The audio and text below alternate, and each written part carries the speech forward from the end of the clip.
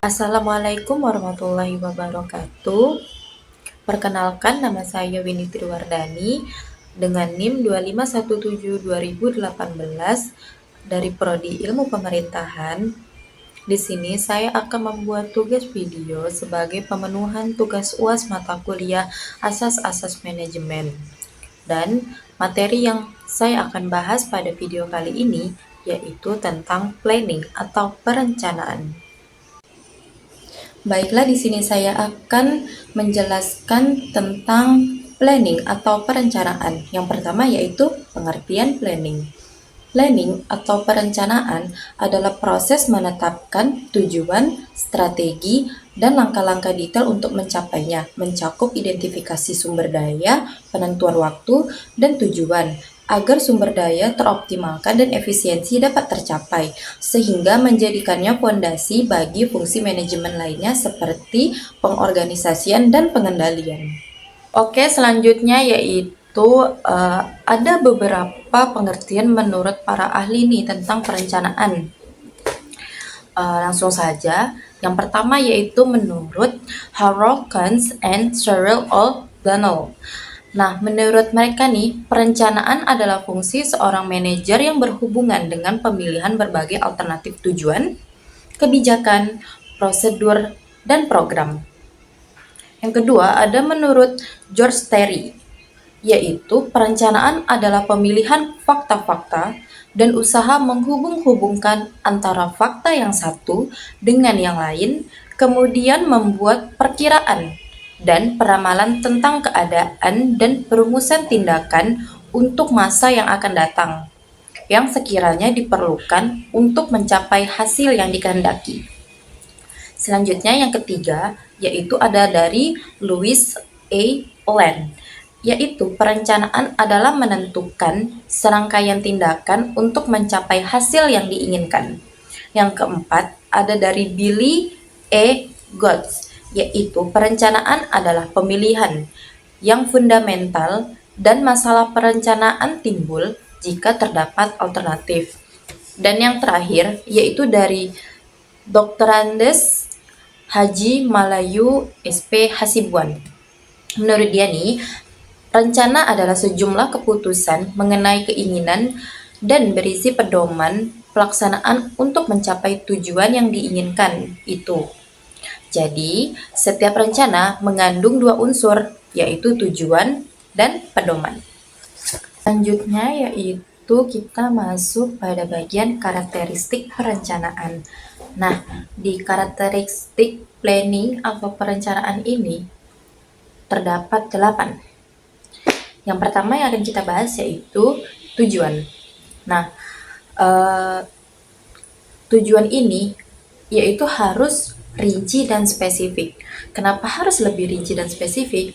Karena dengan adanya tujuan, kita harus tahu nih alternatif atau tindakan apa yang akan kita ambil semisal ada sesuatu yang terjadi, dan kita juga bisa menentukan dengan adanya tujuan ini kita bisa menentukan langkah yang lebih baik lagi untuk kedepannya. Dan untuk tujuan ini kita juga harus smart.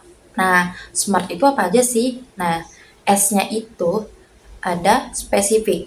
Nah, balik lagi di perencanaan, karakteristiknya itu yang pertama harus spesifik, yaitu memiliki tujuan.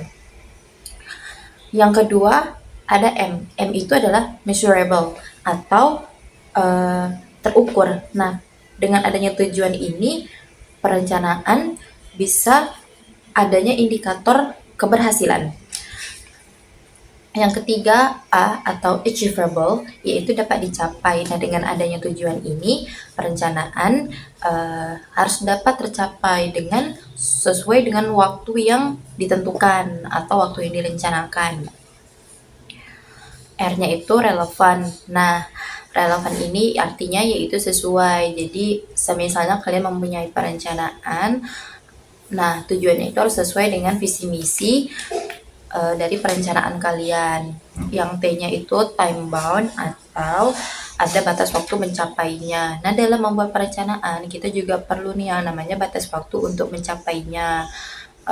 Kita membuat perencanaan apa ya, waktunya tuh harus kita tetapkan juga. Nggak bisa kita kayak hanya mengukur-ngukur kira-kira tercapai atau enggak ya gitu. Kita harus optimis bahwa perencanaan ini akan dapat tercapai. Nah, karakteristik perencanaan yang kedua yaitu fleksibilitas. Nah, fleksibilitas ini diperlukan karena perencanaan harus dapat beradaptasi dengan perubahan lingkungan dan keadaan yang ada. Nah, dari fleksibilitas ini kita juga perlu adanya alternatif, tinjauan berkala, dan fokus pada hasil, bukan pada proses kaku, komunikasi terbuka, sumber daya yang dapat dialokasikan kembali. Nah, kenapa harus ada alternatif juga? Semisal ini menjaga-jaga ketika perencanaan ini tidak tercapai. Jadi, kita ada planning lain atau alternatif lain untuk mewujudkan perencanaan tersebut. Terus juga tinjauan berkala itu harus diperlukan karena untuk memperhatikan siapa tahu ada pembaruan-pembaruan terbaru yang bisa ditambahkan ke perencanaan tersebut. Selanjutnya yaitu karakteristik perencanaan yang ketiga, yaitu adalah integrasi. Nah, integrasi di sini artinya yaitu perencanaan harus melibatkan semua bagian atau departemen dalam suatu organisasi. Yang keempat itu ada berkelanjutan. Nah, perencanaan harus mampu menjamin keberlanjutan suatu proyek atau program yang direncanakan. Hal ini dilakukan dengan mempertimbangkan berbagai aspek seperti aspek sosial, ekonomi, dan juga ada aspek lingkungan. Selanjutnya yaitu karakteristik perencanaan yang kelima adalah realistis. Nah, perencanaan ini harus realistis karena dapat dicapai dengan sumber daya yang tersedia dan dengan mempertimbangkan kendala yang ada serta menetapkan langkah-langkah praktis dan terukur untuk mencapainya. Hal ini diperlukan karena menghindari tujuan yang terlalu mudah atau mustahil serta menyiapkan ruang untuk ketidakpurnaan dan perubahan. Selanjutnya karakteristik yang keenam yaitu terukur. Perencanaan harus dapat diukur dan dievaluasi sehingga mengetahui sejauh mana keberhasilan yang telah dicapai dalam mencapai tujuan yang telah ditetapkan. Yang ketujuh yaitu kontinuitas. Nah, kontinuitas ini yaitu bertujuan untuk memastikan bahwa tujuan yang telah ditetapkan dapat tercapai secara berkelanjutan. Dan yang nomor 8, karakteristik perencanaannya yaitu adalah koordinasi, yaitu proses menyatukan, menyelaraskan, dan mengintegrasikan tujuan serta kegiatan berbagai unit atau departemen terkait instansi, departemen, dan individu. Nah, hal ini itu bertujuan untuk meningkatkan atau mencapai efektif dan efisiensi. Baik, materi selanjutnya yang akan kita bahas yaitu fungsi perencanaan. Nah, terdapat 8 di dalam fungsi perencanaan ini. Yang pertama yaitu contributor atau membantu tercapainya tujuan manajemen. Ini juga memastikan kontribusi selaras dengan tujuan perencanaan atau secara keseluruhan, dikelola secara efisien dan berkelanjutan dalam jangka panjang. Yang kedua yaitu primary activity, yaitu kegiatan pertama dari seluruh kegiatan manajemen. Itu biasanya kalau di lingkup perusahaan meliputi kayak logistik masuk, operasional, logistik keluar, marketing dan sales, serta layanan atau service. Selanjutnya yang ketiga yaitu pervasivitas, yaitu mencakup seluruh kegiatan manajemen dan memastikan bahwa seluruh bagian organisasi bergerak ke arah yang sama, selaras dengan tujuan dan sasaran utama perusahaan, dan siap menghadapi tantangan di masa depan. Nah, yang keempat yaitu ada alternatif. Nah, setiap perencanaan pasti mempunyai alternatif seperti biaya, waktu, tenaga, dan sumber daya.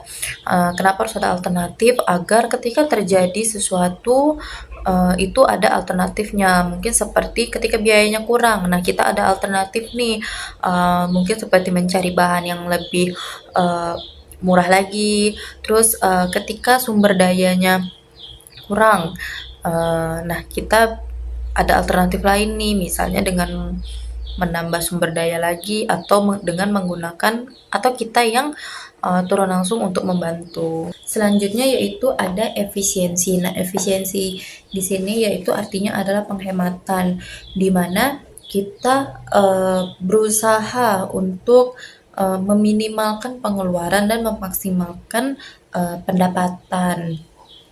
Nah, efisiensi ini sendiri tidak mesti dari itu aja, ada juga kayak mengefisiensi waktu, tenaga, penghematan terhadap biaya, dan lain-lain. Selanjutnya yang ketujuh yaitu fleksibilitas. Nah, perencanaan ini harus bersifat fleksibilitas karena agar ketika terjadi perubahan atau ada yang mau ditambah, kita dengan mudah nih mengubahnya karena fleksibel itu kan tidak susah atau mudah untuk diubah. Selanjutnya yang terakhir yaitu strategis. Nah, fungsi perencanaan ini juga harus strategis karena agar bisa diterima di masyarakat, terus juga strateginya sesuai.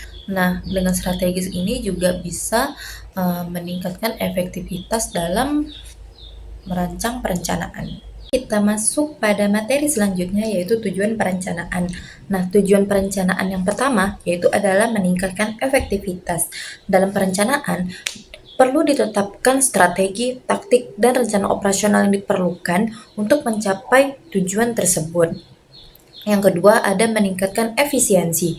Nah, hal ini dilakukan dengan mengoptimalkan penggunaan sumber daya yang tersedia dan mengurangi pemborosan. Nah, kayak kalau bisa kita menggunakan tenaga yang tidak banyak agar itu bisa membuat kita lebih efisiensi terhadap sumber daya maupun dana yang akan dikeluarkan. Yang ketiga, mengurangi ketidakpastian. Dalam perencanaan, diidentifikasi potensi risiko dan langkah-langkah yang harus diambil untuk mengatasinya. Nah, setiap perencanaan itu pasti mempunyai yang namanya adanya ketidakpastian. Nah, kita harus menyiapkan alternatif untuk mengurangi ketidakpastian ini sehingga ketika memang ada risiko yang akan terjadi, kita udah siap atau ada alternatif lainnya. Yang keempat yaitu menjamin keberlangsungan operasional. Dengan adanya perencanaan yang baik, kita dapat mengantisipasi perubahan lingkungan yang akan datang dan melakukan persiapan yang diperlukan. Yang kelima yaitu meningkatkan koordinasi. Dengan adanya perencanaan yang terkoordinasi, berbagai bagian dalam organisasi dapat bekerja secara sinergis untuk mencapai tujuan yang telah ditetapkan. Nah, yang keenam yaitu mengoptimalkan penggunaan sumber daya. Dalam perencanaan, diidentifikasi kebutuhan sumber daya dan cara-cara untuk memperolehnya secara efektif dan efisien. Yang ketujuh yaitu menentukan prioritas. Dengan adanya perencanaan yang terstruktur, organisasi dapat menentukan kegiatan yang paling penting dan mendesak untuk melaksanakan atau dilaksanakan terlebih dahulu. Selanjutnya yang terakhir yaitu meningkatkan akuntabilitas. Dalam perencanaan, ditetapkan tujuan yang jelas dan metrik yang digunakan untuk mengevaluasi kinerja organisasi atau perusahaan. Selanjutnya yaitu kita masuk ke dalam asas-asas perencanaan. Nah, atau disebut juga dengan Principle of Planning. Nah, asas yang pertama yaitu Principle of Contribution to Objective, yaitu setiap perencanaan dan segala perubahannya harus ditujukan kepada pencapaian tujuan. Yang kedua yaitu Principle of Efficiency of Planning, suatu perencanaan efisien jika perencanaan itu dalam pelaksanaannya dapat mencapai tujuan dengan biaya uang yang sekecil-kecilnya. Yang ketiga yaitu Principle of Primary of Planning atau asas pengutamaan perencanaan, yaitu perencanaan adalah keperluan utama para pemimpin dan fungsi-fungsi lainnya seperti organizing, staffing, directing, dan controlling. Yang keempat yaitu Principle of Pervasiveness of Planning atau asas pemerataan perencanaan. Ini merupakan peranan penting karena pemimpin pada tingkat tinggi banyak mengerjakan perencanaan dan bertanggung jawab atas berhasilnya rencana itu. Yang kelima yaitu Principle of Planning Premise atau asas patokan perencanaan. Patokan ini sangat penting karena premis-premis perencanaan dapat menunjukkan kejadian-kejadian yang akan datang. Yang keenam yaitu Principle of Policy Framework atau asas kebijaksanaan pola kerja, yaitu kebijaksanaan ini mewujudkan pola kerja, prosedur-prosedur kerja. Yang ketujuh itu ada Principle of Timing atau asas time atau waktu. Nah, ini adalah perencanaan waktu yang relatif singkat dan tepat. Yang kedelapan yaitu Principle of Planning Communication. Perencanaan dapat disusun dan dikoordinasikan dengan baik jika setiap orang bertanggung jawab terhadap pekerjaannya dan memperoleh penjelasan yang memadai mengenai bidang yang akan dilaksanakannya. Yang kesembilan yaitu Principle of Alternative atau asas alternatif. Nah, ini meliputi pemilihan rangkaian alternatif dalam pelaksanaan pekerjaan sehingga tercapai tujuan yang telah ditetapkan. Yang kesepuluh yaitu Principle of Limiting Factor atau asas pembatasan faktor. Dalam pemilihan berbagai alternatif, asas alternatif dan pembatasan faktor merupakan syarat mutlak dalam penetapan keputusan. Yang ke-11 yaitu the commitment principle atau asas keterikatan. Perencanaan harus memperhitungkan jangka waktu keterikatan yang diperlukan untuk pelaksanaan pekerjaan. Yang ke-12 yaitu the principle of flexibility atau asas fleksibilitas. Nah, perencanaan yang efektif memerlukan fleksibilitas tetapi tidak berhenti mengubah tujuan. 11 yaitu the principle of navigation change atau asas ketetapan arah. Nah, perencanaan yang efektif memerlukan pengamatan yang terus-menerus terhadap kejadian-kejadian yang timbul dalam pelaksanaannya untuk mempertahankan tujuan. Dan yang terakhir yaitu yang ke-14 yaitu Principle of Strategic Planning atau asas perencanaan strategis. Nah, panduan fundamental untuk menetapkan arah dan tujuan jangka panjang organisasi menekankan pada pencapaian tujuan, efisiensi, predictabilitas melalui premis, dan keselarasan dengan visi dan misi. Pada materi selanjutnya yang akan kita bahas yaitu ada macam-macam perencanaan. Macam-macam perencanaan ini dilihat dari beberapa. Yang pertama dari penggunaan. Nah, di penggunaan ini ada beberapa macam bagian-bagiannya lagi. Yang pertama yaitu single use plan atau sekali pakai. Nah, jenis perencanaan yang dirancang khusus untuk tujuan unik dan tidak berulang. Nah, contoh dari single use plan ini adalah seperti contohnya itu anggaran pribadi. Nah, kalau kita sudah bekerja ataupun dalam menabung, kita pasti mempunyai anggaran pribadi, misalnya yaitu untuk anggaran liburan dan lain-lain. Nah, yang kedua yaitu repeat plan atau standing plan, yaitu perencanaan yang berulang atau tetap. Nah, jenis perencanaan yang dirancang untuk digunakan secara berulang kali dalam menangani situasi atau keputusan yang sering terjadi. Nah, contoh dari standing plan ini sendiri yaitu semisalnya ketika saya sudah bekerja, saya akan mendapatkan income atau pendapatan. Nah, dari pendapatan ini saya mengalokasikan pendapatan saya sebesar 20%. Ini semisalnya untuk menabung. Nah, nanti ada juga misalnya 10%-nya lagi untuk dana darurat dan lain-lain. Nah, contoh perencanaan ini akan berulang terus dilakukan setiap bulan ketika saya mendapatkan pendapatan atau gaji. Macam perencanaan pada bagian proses. Nah, di macam perencanaan bagian proses ini ada yang pertama yaitu policy planning. Nah, policy planning ini apa sih? Yaitu proses strategis merumuskan tujuan, strategi, dan langkah-langkah atau kebijakan untuk mencapai hasil yang diinginkan, pemilihan opsi terbaik, serta alokasi sumber daya yang bertujuan mengantisipasi masa depan dan mengatasi masalah baik di tingkat publik maupun organisasi. Nah, contoh dari policy planning ini sendiri yaitu contohnya pada sektor pemerintahan atau daerah. Seperti ada kebijakan pendidikan nih, yaitu penerapan kurikulum nasional.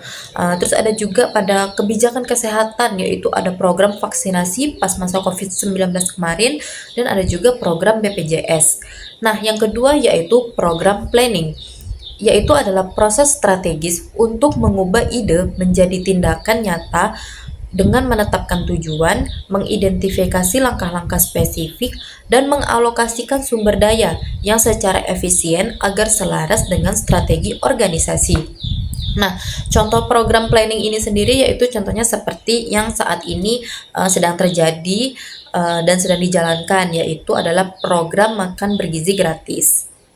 Juga yaitu adalah operational planning, yaitu proses mengubah strategi jangka panjang menjadi rencana aksi spesifik, terperinci, dan berorientasi jangka pendek atau memandu aktivitas, mengalokasikan sumber daya, serta memastikan tujuan strategis tercapai secara efisien melalui langkah-langkah konkret, jadwal, dan penanggung jawab yang jelas. Nah, contoh dari operational planning ini sendiri yaitu kita mengelola pengeluaran kita.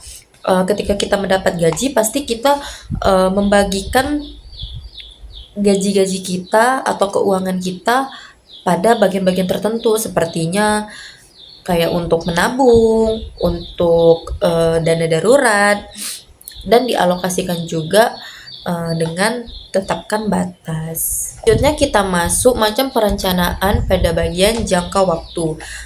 Itu yang pertama ada long range planning, yaitu perencanaan jangka panjang yang berkisar antara 5 sampai 25 tahun. Long range planning ini yaitu fokus pada visi misi depan perusahaan, mengantisipasi tren, mengidentifikasi peluang atau ancaman, dan menyelaraskan semua departemen yaitu keuangan, operasi, dan pemasaran untuk mencapai tujuan berkelanjutan. Nah, contoh dari long range planning ini yaitu pada bagian pendidikan dan akademis, yaitu seperti karir dan pengembangan diri. Nah, kita pasti mempunyai yang namanya pendidikan dan akademis. Kita mau melanjutkan ke sekolah mana, universitas mana, atau kita nanti mau S2 di mana. Nah, untuk karir dan pengembangan diri juga kita pasti mempunyai karir. Kita ingin dalam 5 tahun ke depan kita akan menjadi seperti apa, dan apa yang terjadi pada diri kita, apakah akan mengalami perubahan atau tidak. Selanjutnya yaitu ada intermediate planning, yaitu perencanaan dalam kurun waktu 1-5 tahun. Nah, apa sih intermediate planning ini? Yaitu berfungsi sebagai jembatan antara perencanaan strategis atau jangka panjang dengan operasional, yaitu jangka pendek. Biasanya dikenal juga sebagai perencanaan taktis yang mengubah tujuan besar menjadi program dan proyek spesifik yang dapat dikelola dalam rentang waktu tersebut. Nah, contoh dari intermediate planning ini, semisalnya tadi kan kita mempunyai cita-cita atau misalnya kita ingin melanjutkan pendidikan ke universitas yang bagus nih, atau ke universitas luar negeri misalnya. Nah, di intermediate ini kita belajar bahasa Inggris atau menjadi jalan tengah antara long range planning tadi dengan nanti short planning, yaitu itu tadi dengan kita belajar bahasa Inggris. Jadi dengan kita bisa belajar bahasa Inggris, maka nanti ketika kita mencapai tujuan dari universitas yang kita mau, kita sudah ada persiapan terlebih dahulu. Selanjutnya yaitu ada short range planning, yaitu rencana yang berkurang dari 1 tahun, yaitu proses penetapan tujuan dan langkah konkret yang akan dicapai dalam waktu singkat, berfokus pada aktivitas harian atau bulanan, serta berfungsi sebagai jembatan untuk mencapai tujuan strategis jangka panjang dengan memecah target besar menjadi langkah-langkah kecil yang lebih mudah dikelola. Nah, contoh dari short planning ini sendiri yaitu bisa aja berupa daftar belanja mingguan. Nah, kita pasti setiap minggu ada nih apa yang akan kita persiapkan, terutama mungkin untuk anak-anak yang kos, itu pasti ada nih dalam minggu ini kita akan belanja apa untuk kebutuhan kita ataupun untuk makanan yang akan kita masak dalam seminggu nanti. Nah, itu ada salah satu contoh dari short range planning. Pada bagian keempat yaitu ada macam perencanaan berdasarkan wilayah atau tempat pelaksanaan.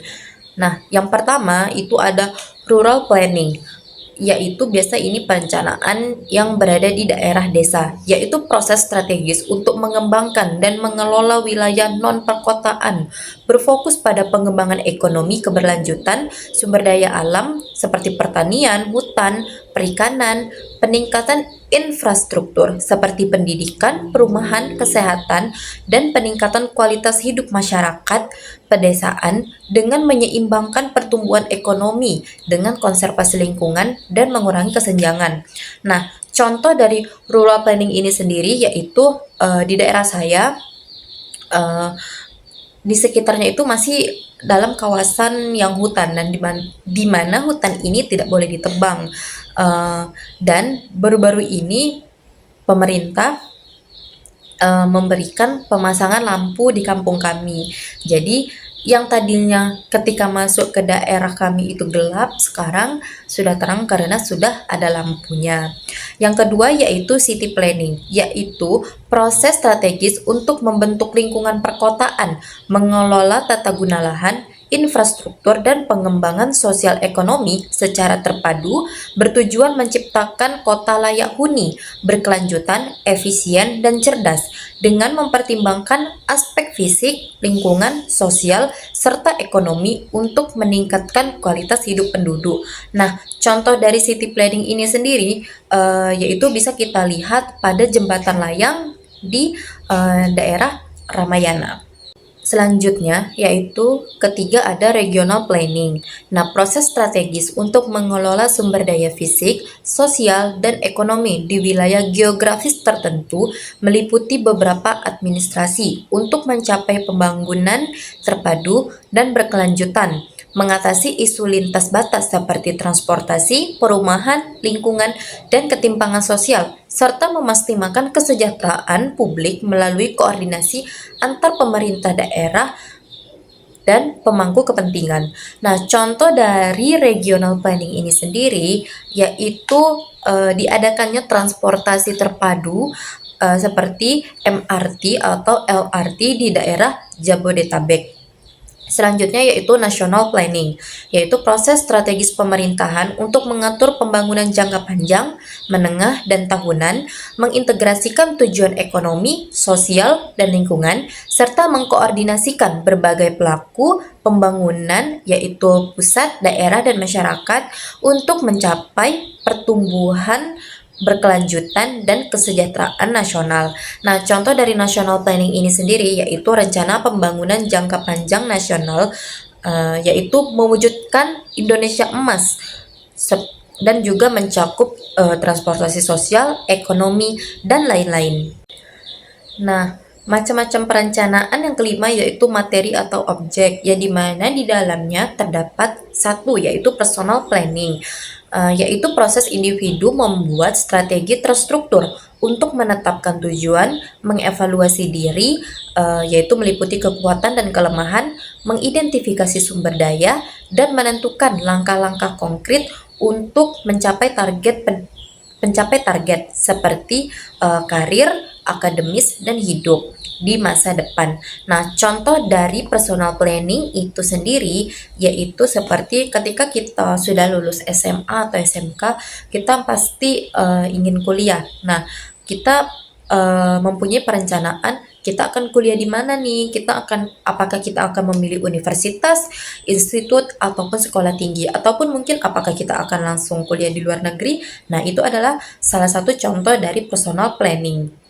Yang kedua yaitu financial planning, yaitu proses strategis mengelola pemasukan, pengeluaran, aset, dan kewajiban untuk mencapai tujuan keuangan jangka pendek seperti dana darurat dan panjang seperti rumah atau pensiunan melalui anggaran, investasi, dan proteksi, memastikan keuangan stabil dan mendukung berbagai fase kehidupan, baik untuk individu maupun bisnis. Nah, financial planning ini sendiri yaitu seperti menetapkan tujuan keuangan, mungkin seperti untuk menabung, terus untuk juga dana darurat, untuk liburan ataupun untuk keinginan pribadi yang akan dicapai. Selanjutnya yaitu industrial planning. Nah, yaitu proses strategis mengatur sumber daya seperti bahan baku, tenaga kerja, peralatan, dan waktu untuk memastikan produksi barang atau jasa berjalan efisien, tepat waktu, dan tujuan sesuai mencakup penetapan tujuan, analisis kondisi saat ini, identifikasi kemudahan dan hambatan, pengembangan rencana aksi, serta monitoring yang sangat penting untuk efisiensi, koordinasi, dan profitabilitas bisnis. Nah, contoh dari industrial planning ini sendiri yaitu seperti perencanaan produksi. Misalnya kita mau memproduksi tas atau sepatu. Nah, ini adalah salah satu contohnya. Selanjutnya yaitu educational planning, yaitu proses strategis dan sistematis untuk mempersiapkan keputusan dan tindakan di masa depan guna mencapai tujuan pendidikan yang efektif, efisien, dan relevan dengan kebutuhan masyarakat. Nah, contoh dari educational planning ini sendiri yaitu seperti penerapan kurikulum yang terbaru ataupun akan mengikuti kurikulum dengan standar internasional, dan ada juga seperti penerapan magang untuk SMK, apakah magangnya akan di dalam negeri ataupun di luar negeri. Selanjutnya yaitu socio-economic planning, yaitu proses strategis untuk mengembangkan kebijakan dan program yang mengintegrasikan ekonomi dan sosial dengan tujuan menciptakan pembangunan yang seimbang. Nah, contoh dari socio-economic planning ini sendiri yaitu strategi nasional penanggulangan kemiskinan. Nah, biasanya akan ada diberikan program-programnya seperti program PKH atau program keluarga harapan, terus juga bantuan langsung tunai. Setelah itu ada program bantuan pangan non tunai, dan juga ada program PIP atau KIP ataupun KIPK. Yang terakhir yaitu yang keenam, macam perencanaan dengan segi umum dan khusus. Yang pertama ada general plans atau rencana umum, yaitu perencanaan yang dibuat hanya mengenai garis-garis besar dari suatu kegiatan yang akan dikerjakan untuk mencapai tujuan. Nah, contoh dari general plans ini sendiri yaitu bisa aja ketika kita ingin gaya hidup sehat, maka kita akan mengurangi pola-pola makan yang tidak sehat. Seperti juga kita bisa untuk mengurangi juga penyakit-penyakit yang berbahaya. Kita mengurangi apa yang berbahaya, makan makanannya baik maupun minumannya. Selanjutnya yaitu special plans atau rencana khusus, yaitu perencanaan yang dibuat secara mendetail dan terperinci untuk pekerjaan tertentu. Nah, contoh dari special plans ini sendiri bisa aja yaitu ketika kita ingin menikah. Nah, kita pasti punya perencanaan yang dimana acara pernikahan ini pasti kita akan buat secara rinci. Kita mau pakai WO apa, dekornya seperti apa, baju pengantinnya juga seperti apa, terus juga makanan atau hidangan yang akan disajikan juga kita maunya apa. Itu juga kita akan menjelaskan secara rinci berapa tamu undangan yang akan kita undang dan lain-lainnya. Selanjutnya yaitu overall planning atau perencanaan pola kerja umum, yaitu perencanaan yang memberikan pola secara keseluruhan dari pekerjaan yang harus dilaksanakan. Contoh overall planning ini sendiri yaitu rencana kerja pemerintah target, seperti ada juga kesehatan sosial dan pengembangan sumber daya manusia. Dan yang terakhir yaitu ada network planning atau perencanaan jaringan kerja. Metode perencanaan yang menggambarkan urutan kegiatan atau aktivitas dalam suatu proyek beserta hubungan ketergantungan antar kegiatan tersebut dalam bentuk jaringan atau network. Nah, contoh dari network planning ini sendiri yaitu ketika kita ingin membangun rumah. Nah, pasti kita akan mendesain terlebih dahulu rumah-rumah kita seperti apa yang akan kita mau, apakah bersifat yang lebih terbuka atau lebih tertutup, terus juga bahan-bahan apa saja yang akan kita beli, terus juga catnya kita mau warna apa, terus juga bagian-bagian di dalamnya seperti apa. Nah, ini semua harus berurutan karena ketika pengerjaannya tidak berurutan, maka itu juga memperlambat proses penyelesaiannya. Materi selanjutnya yang akan kita bahas yaitu sumber perencanaan. Sumber-sumber perencanaan itu bisa berasal dari mana aja sih? Nah, yang pertama yaitu kebijakan pucuk pimpinan. Nah, yang kedua yaitu hasil pengawasan. Yang ketiga, kebutuhan masa depan. Yang keempat, penemuan-penemuan baru. Yang kelima, prakarsa dari dalam. Yang keenam, prakarsa dari luar. Selanjutnya yaitu, siapa saja sih yang bisa membuat perencanaan? Nah, yang bisa membuat perencanaan itu diantaranya ada satu, perorangan atau tenaga staf. Yang kedua, unit staf atau bagian perencanaan.